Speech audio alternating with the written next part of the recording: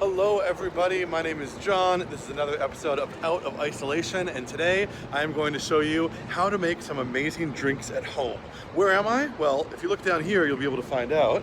Let's come right over that way and you'll be able to see, boom! See that right there? Driver lane. I love this about this laneway. It's just a little subtle sign to look for this bar. You see right there? Beneath driver lane. It's one of my absolute favorite bars in the city. You guys who have been on our tours might know that our most popular tour is Uncover Hidden Laneway Bars, a tour where we bring you to the secret bars in Melbourne. Now, unfortunately, with coronavirus, we've all been pretty restricted about what we can do, but I have actually arranged for my mate to open up the bar for us special. And so if you look right over here, you'll see that the door is open just for me. So we're gonna show you how to make 3 cocktails today.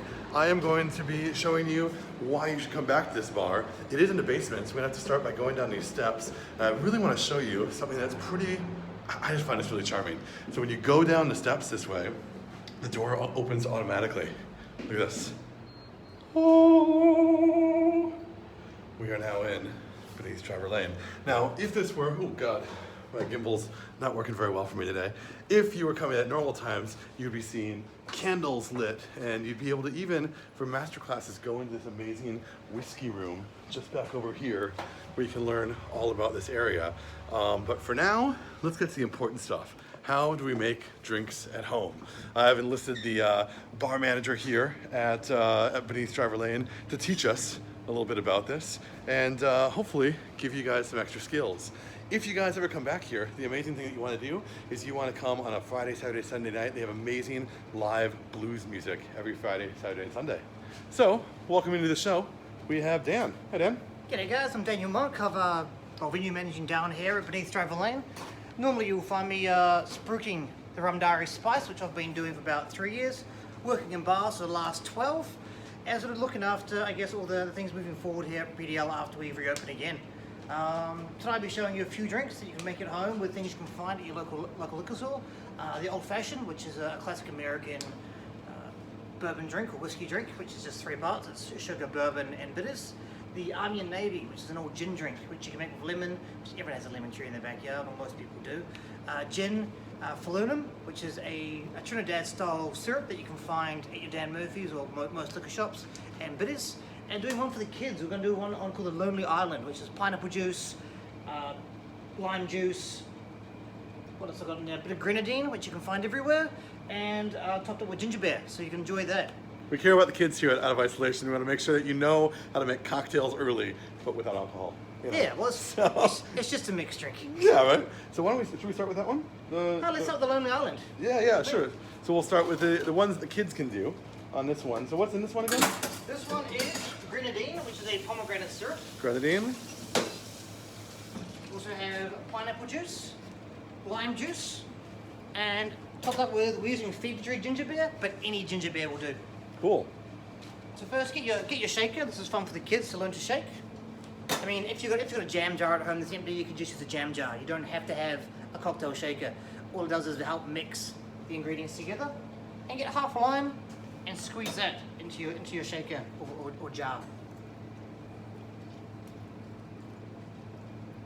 What's the point of the shaker? What does the shaker do as opposed to stirring it? If you can use the shaker, correctly, it sort of helps with dilution, chilling it down, and just mixing all the ingredients together. One of the things I learned early on is the key with cocktails is temperature. You got to keep cocktails as cold as possible, and so it's really great if you have lots and lots and lots of ice. Yeah, more ice. The more ice, the better. The more ice means it won't melt as fast. You're keeping the drink as cold as possible, which is the myth. Everyone thinks less ice, more booze. We measure everything out. But not for this one. This one you don't need measuring out because it's for the kids. So just a nice, healthy pour of pineapple juice.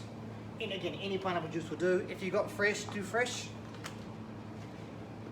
A nice slog of grenadine. So we're using Monin, but grenadine comes from a lot of different brands, and you can definitely get it from your Dan Murphy's or any local liquor store. Non-alcoholic, of course. Non-alcoholic. Just pomegranate and sugar.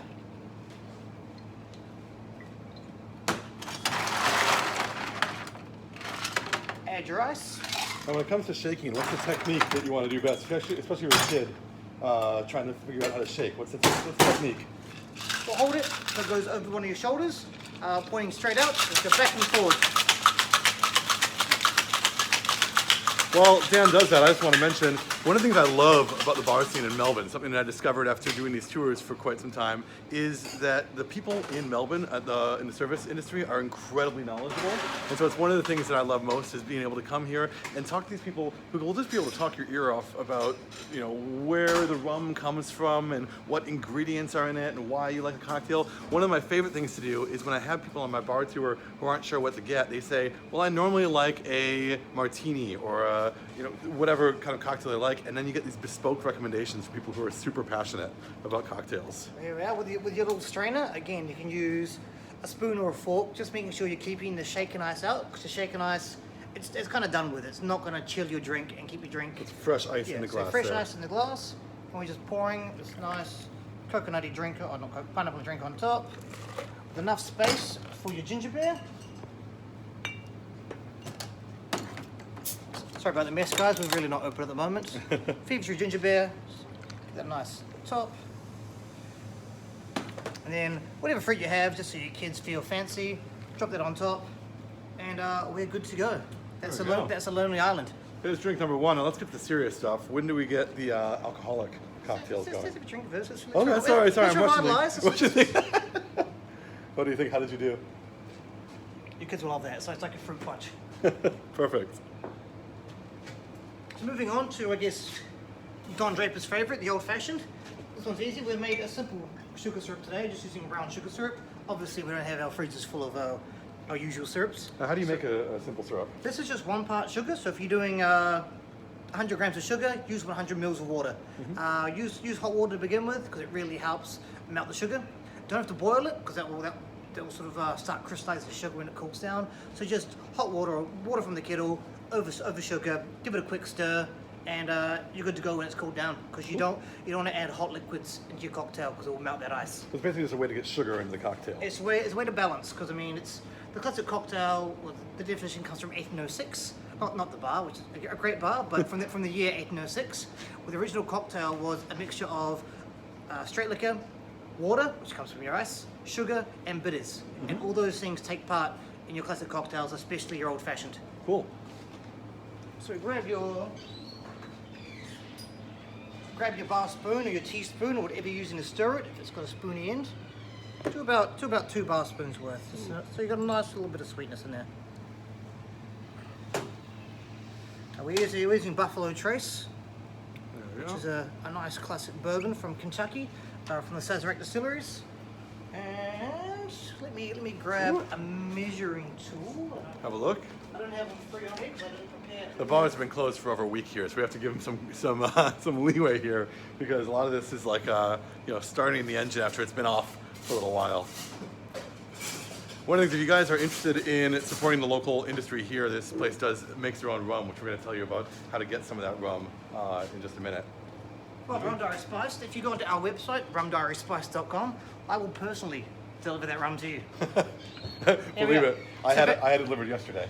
Yeah, but back to the bourbon. We're doing 30 mils. This is a 2-ounce drink or a 60 ml drink. So 2 standard drinks if you're thinking about having a drink and drive. Not after this guy.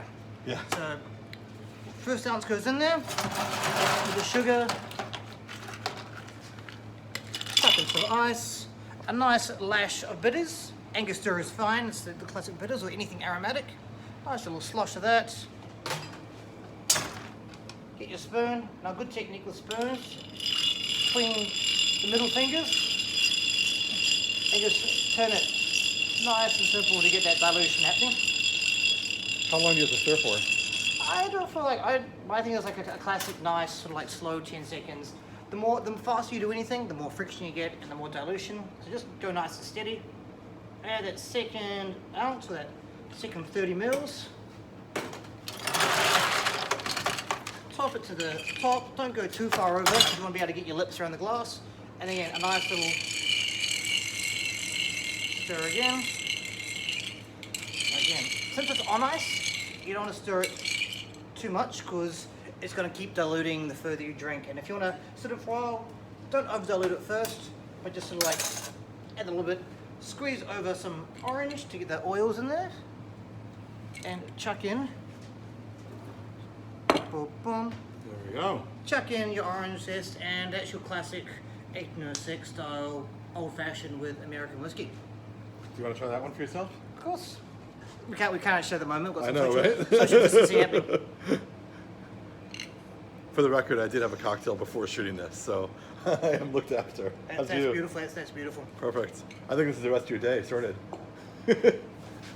And again, onto the Army and Navy. So everyone knows you've got your classic gin cocktails, your gimlet, your Southside, your martini, or your white ladies and all that. This one, I wouldn't say it's an odd drink. You find it in a lot of bars, but this one is one of my favorite because it's got that real sort of I'm a rum drinker, and this brings a Trinidad syrup into it, which is Falernum. So it's a bit more of your tropical style naval drink. Again, we need a shaker, so let me rinse out my shaker from the island.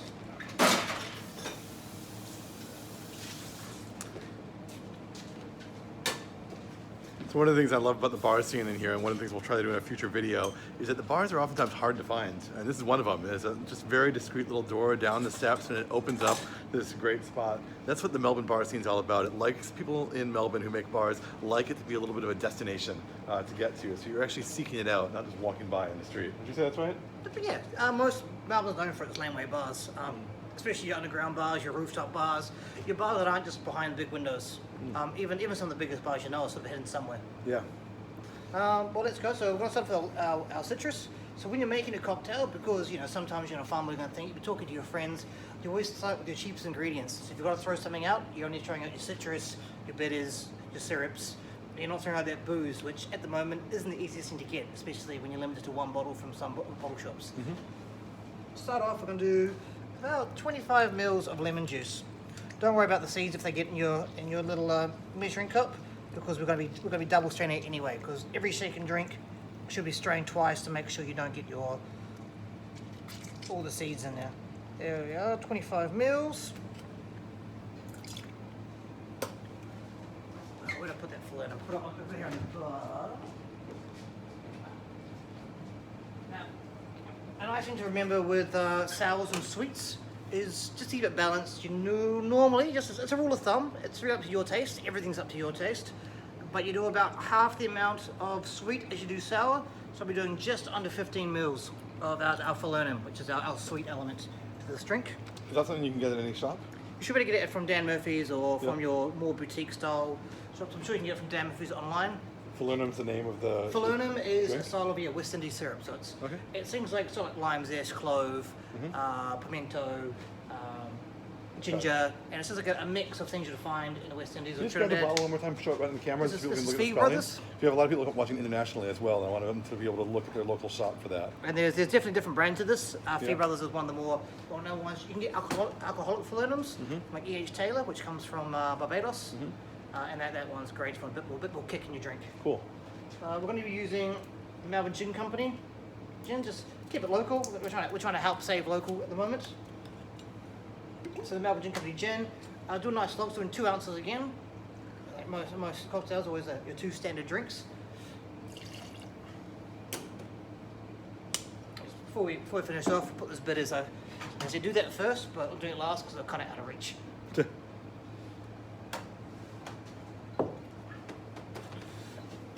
Add your fresh ice.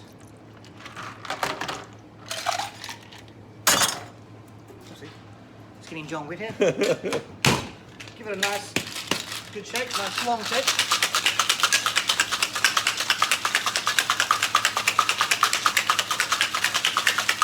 Look at how vigorously Dan's doing it too. This is the sort of thing where Not too quick, it's nice and steady. The more fast you shake, the more friction, the more dilution. I would say that for a lot of people that I see shake cocktails, though, they do just that little tiny No, it's not good enough. Yeah, you have to have a little bit I'm of not going to vigor name in and there. blame anyone, but they'll learn to pick up over the years. I've lucky done this for 12 years, and that's probably how I started shaking drinks. It's one of those things where when I make cocktails at parties, it's the thing that impresses people is just the confidence. It's one of those things where confidence is key when you're doing the shaking. Definitely when you do normally do 300 to 350 drinks in a standard 8-hour shift sometimes. Let's give ourselves a nice lemon float on this.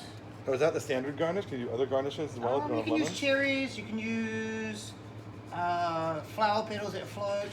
You can really, it's up to you. Sometimes when you do a garnish, it's up to adding something to the drink. So whether it's like adding the orange zest in an old fashioned, which adds the orange oils, or adding like a slap of mint to make so you can smell mint. We're just gonna do a nice lemon on the side. So in case you want to add a bit more sourness into your Army and Navy, you can. And here we are. Lovely. Army and Navy. All right. Well, thanks very much for that. Are you gonna try it? Yeah, why Yeah, not? may as well, right? Like everyone else in this country, I'm a gin fan too. Grip and grin is what they call it, right? Nice gold, gin heavy. Lovely. Beautiful. Lovely. Well, thank you very much for doing this today, Dan, for opening up the bar So, for us. Thank you for coming down, and again, if you guys come down, we should be open when everyone else is. Then just come down, enjoy the spot, and have a whiskey with us. It's if you want to find out about the bar, what's the website?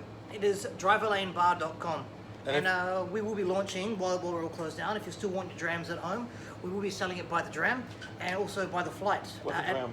A dram is just a nice slug of whiskey, like basically normally you're 30 mils. Cool. But we'll be doing 50 ml little bottles that you can sort of get sent to your home. Yeah. So jump on driverlanebar.com. And we have our whiskey expert. We'll be doing weekly classes on Zoom. So you can drink whiskey with him and ask questions and sort of get your knowledge up and basically just be like drinking in a bar at home. Perfect. Well, stick around for 1 second. I'm just going to wrap this up. My name is John. This is Dan over here. We've been at Beneath Driver Lane. This has been Out of Isolation, our daily web show where us out of work tour guides come and try to show you the best things about Melbourne. Hopefully you've enjoyed it. Thanks, and we will see you soon. Take care.